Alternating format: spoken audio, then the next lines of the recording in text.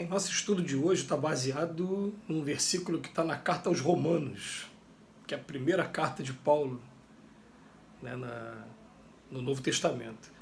Está no capítulo 3, versículo 16. Em seus caminhos a destruição e miséria. E Emmanuel comenta, na lição 27 do livro Fonte Viva, que tem o título Destruição e Miséria. Quando o discípulo se distancia da confiança no mestre e se esquiva à ação nas linhas do exemplo que o seu divino apostolado nos legou, preferindo a senda vasta da infidelidade à própria consciência, cava sem perceber largos abismos de destruição e miséria por onde passa. Se cristaliza a mente na ociosidade, elimina o bom ânimo no coração dos trabalhadores que o cercam e estrangula suas próprias oportunidades de servir. Se desce ao desfiladeiro da negação, destrói as esperanças tenras no sentimento de quantos se abeiram da fé e tece vasta rede de sombras para si mesmo. Se transfere a alma para a residência escura do vício, sufoca as virtudes nascentes nos companheiros de jornada e adquire débitos pesados para o futuro. Se asila o desespero, apaga o tênue clarão da confiança na alma do próximo e chora inutilmente sobre a tormenta de lágrimas destrutivas. Se busca refúgio na casa fria da tristeza, asfixia o otimismo naqueles que o acompanham e perde a riqueza do tempo em lamentações improfícuas. A determinação divina para o aprendiz do Evangelho é seguir adiante, ajudando, compreendendo e servindo a todos. Estacionar é imobilizar os outros e congelar-se. Revoltar-se é chicotear os irmãos e ferir-se. Fugir ao bem é desorientar os semelhantes e aniquilar-se. Desventurados aqueles que não seguem o Mestre, que encontraram, porque conhecer Jesus Cristo em espírito e viver longe dele será espalhar a destruição em torno de nossos passos e conservar a miséria dentro de nós mesmos. A gente vê o seguinte, né, no estudo do Evangelho, a primeira preocupação que os espíritos sempre estão trazendo para a gente é de dizer para a gente que não existe ninguém perfeito em nosso planeta. Nosso planeta não é um planeta de perfeição. E vai partir do próprio exemplo dos apóstolos, aqueles que foram escolhidos por Jesus para estarem seguindo. Então a gente vai ver a figura de Pedro, aquela pessoa que quando Jesus foi preso, ele puxou a espada, cortou fora a orelha do soldado romano, negou Jesus por 3 vezes. A gente vai ver na figura de Maria Madalena ainda a sensualidade que ainda é uma dificuldade de milhões e milhões de pessoas que estão encarnadas aqui na Terra. E vai pegando, né, Tomé, que duvidou do Mestre, mesmo tendo contato com ele pessoalmente. Vai pegando os exemplos todos, né, de vários personagens que a gente vai observando e mostrando, não existe perfeição. Então a ideia de imperfeição, ela não pode ser aquele óbice, aquele obstáculo para que a gente inicie uma tarefa.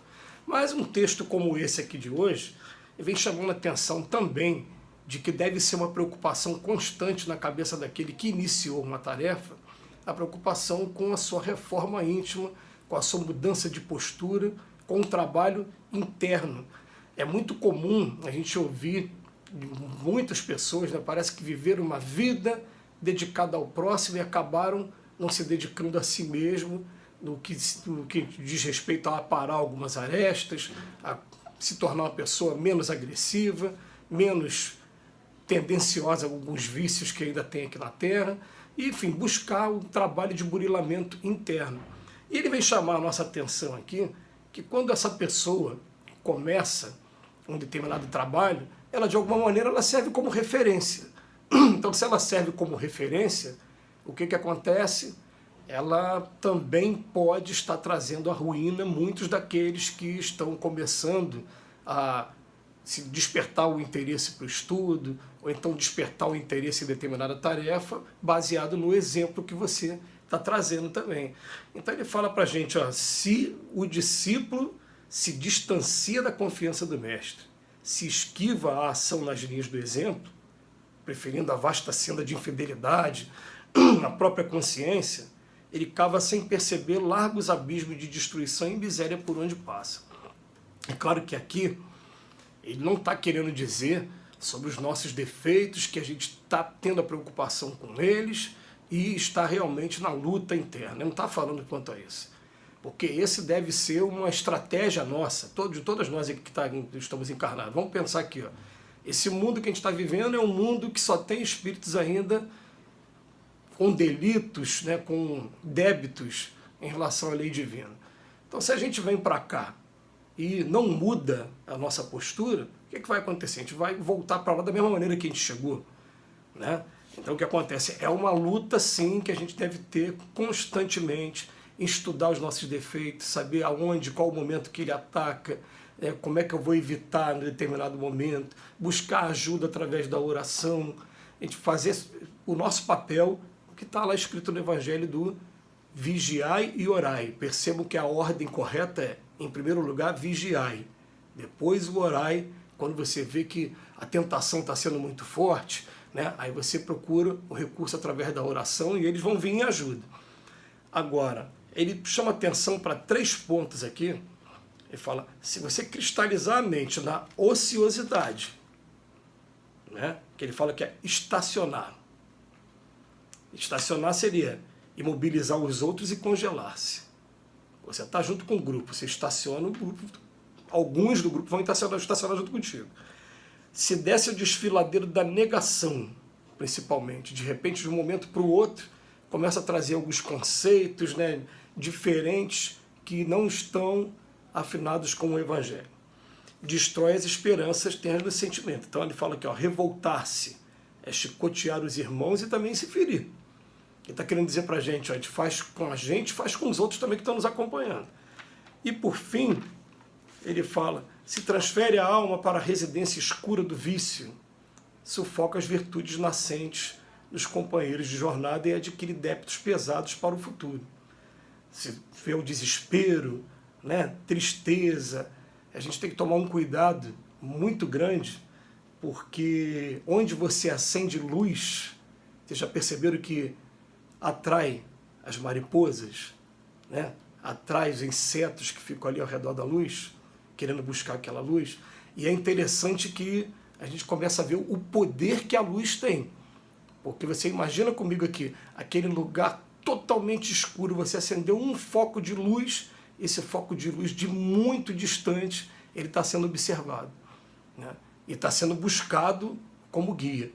Eu me lembrei aqui de um livro, o segundo livro escrito por André Luiz, que foi Os Mensageiros, através do Chico, que ele fala de um determinado momento que ele relata, durante a Segunda Guerra Mundial, uma luz que está sendo observada lá do espaço, por esses anjos, né, esses espíritos maravilhosos e trabalhadores, está sendo observado no meio da Inglaterra, toda destruída pelo bombardeio alemão, e quando eles vão ver, é uma igreja, que a igreja havia sido totalmente destruída, mas um grupo de fiéis estava se reunindo ali naquela igreja para fazer uma oração, e que aquela oração, a fé daquele grupo, estava produzindo uma luz que está sendo observada lá do espaço, lá de muito longe, onde eles estavam. Então, quando a gente acende essa luz, a gente bota aquele preceito para a gente, né? Luz se acende e se leva adiante. Né? A gente tomar muito cuidado com o tipo de pensamento e o tipo de influência que a gente cria nas pessoas. É claro que não significa que eu vou ficar perfeito de uma hora para outra.